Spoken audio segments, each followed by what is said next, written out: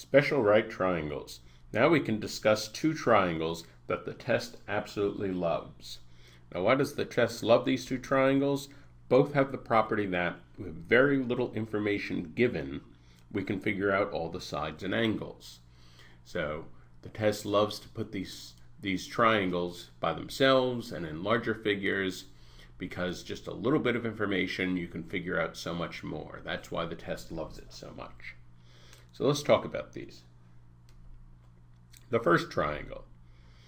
This is an isosceles right triangle. Think about this. It's a right triangle, so it has a right angle. Obviously, a triangle can't have two right angles and then a third angle, because that would be more than 180 degrees. So it has to have a right angle and two equal acute angles. And so it means those two equal angles must be 45 degrees. So the angles are 45, 45, and 90. The two legs must have equal lengths, because if the angles are equal, then the legs have to be equal. And the hypotenuse is larger than either leg, though less than the sum of the legs. So there we have a picture of the right isosceles triangle. Let's consider a 45, 45, 90 triangle with legs of length 1. So we'll pick a very easy length for the legs. So the legs are 1, and we can find the hypotenuse with the Pythagorean theorem.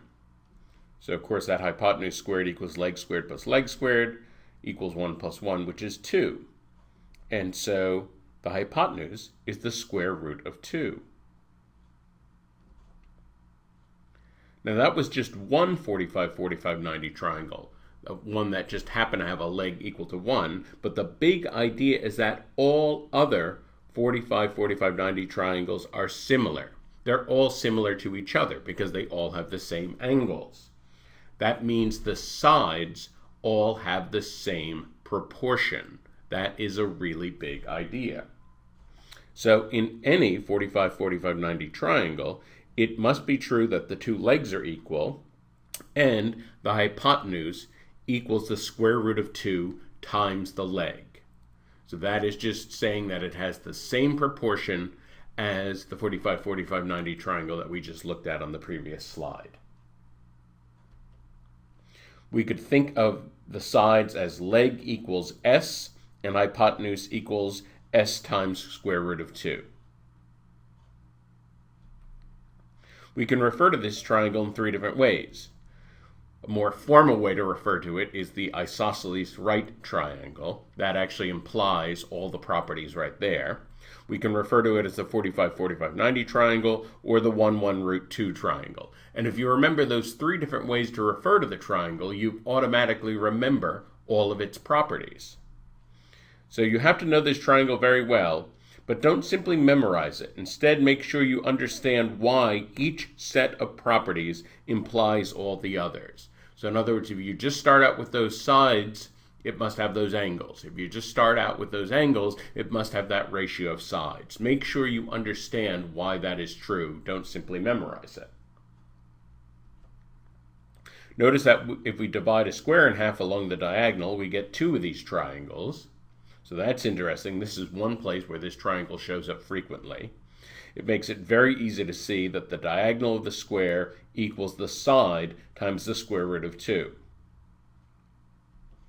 We can also divide a square into 4 of these triangles, and the hypotenuse of each of those triangles is on the side of the square. So that's another way that this triangle can show up inside a square. Here's a practice problem. Pause the video, and then we'll talk about this. Okay, from the fact that KLNM is a square, we know we have a right angle at n. KN is perpendicular to JM. And so in the triangle, we have a right angle and we have a 45-degree angle. It means the other angle has to be 45 degrees, so that's a 45, 45, 90 triangle. So that means that the hypotenuse, the leg kn times root 2 equals the hypotenuse jk. Well, what's tricky here is we don't know the length of the leg, but we know the length of the hypotenuse. So we divide by root 2, 6 divided by root 2, and remember here we have to simplify, we have to rationalize, so we multiply by root 2 over root 2, we get 6 root 2 over 2, we can cancel the factors of 2, and we get 3 root 2. Now this is the length of Kn, and because it's an isosceles triangle, it's also the length of Jn. That's also the side of the square. So that means that the other 3 sides of the square also have to equal root 3 over 2. So there are actually 5 segments in this diagram that have that same length. So now we can find the area of the square. The area of the square, all we have to do is square 3 root 2. And of course that is what we do there is we square 3 and we square 2. If this is something unfamiliar to you, I would suggest going back and watching the video Operations with Roots in the Powers and Roots module. So 3 squared is 9, root 2 squared is 2, 9 times 2 is 18. That's the area of the square. Now we don't even have to do that many calculations for the area of the triangle. All we have to do is notice that triangle has exactly half the area of the square. So that means the triangle has an area of 9. Well, the whole figure, 18 plus 9, is 27, and that's the area of the figure. The second triangle. For this, we will begin with an equilateral triangle in which each side has a length of 2. So there's our equilateral triangle. This triangle, while very symmetrical, is not a right triangle, of course, but we can create a right triangle by drawing an altitude from point A. So we draw this altitude, and remember, as in any isosceles triangle, this altitude will bisect the angle at A and also bisect the opposite side. Remember how we were talking in a previous video, that line down the middle of an isosceles triangle plays the role of a perpendicular bisector, a line to the midpoint, an angle bisector, and an altitude. It plays all those roles all at once. So we'll draw that line, and there we get our right triangle. The angle at B is one of the original angles, 60-degree angles, of the equilateral triangle.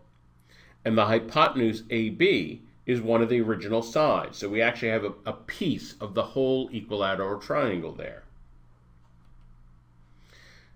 The 30-degree angle at A is the bisected angle. So we know that angle has to be 30 because the 60-degree angle was bisected. Well, also because we have a right angle, and the 3 angles have to add up to 180. And we also know that DB, we know D is the midpoint of the base, and so DB equals 1. So we know 2 of the sides, AB is 2 and DB is 1. Call the third side, AD, call that H. We can find this with the Pythagorean theorem. So it must be true that hypotenuse squared equals leg squared plus leg squared. So H squared equals 4 minus 1, which is 3. And we take the square root. H equals the square root of 3. Sometimes this is called the 30, 60, 90 triangle. Sometimes people also call it the 1, 2, root 3 triangle. We can call it that, but make sure you understand that the largest side, the longest side, is actually 2. 2 is actually a larger number than the square root of 3.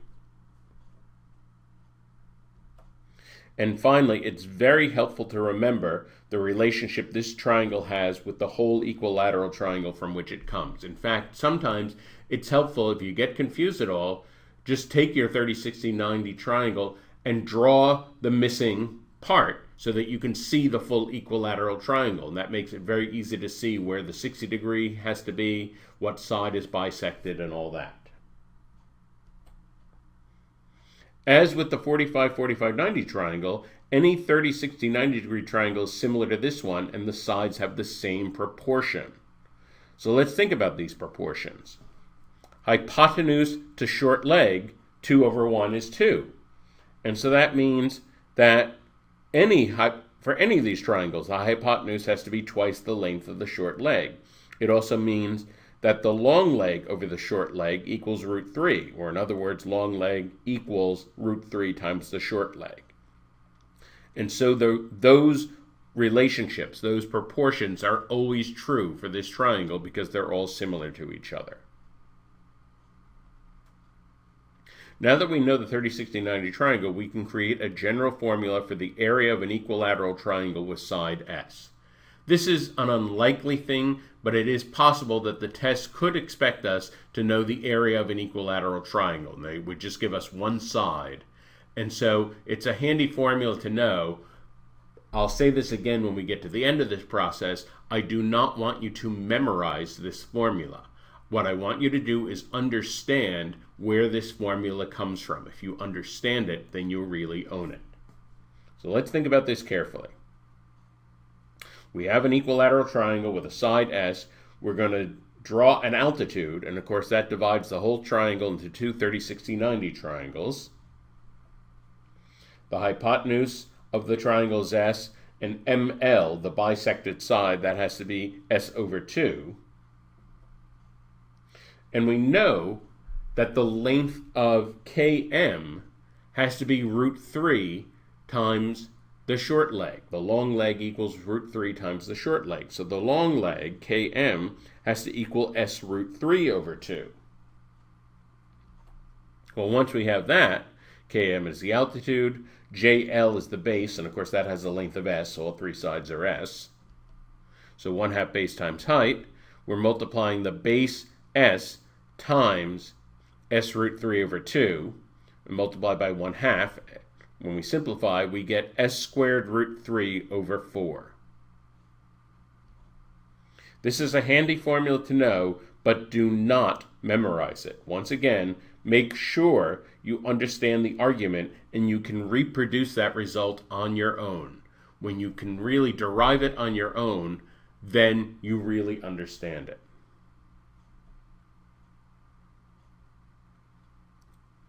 Find the perimeter of triangle ABC. This is a practice problem. Pause the video and then we'll talk about this.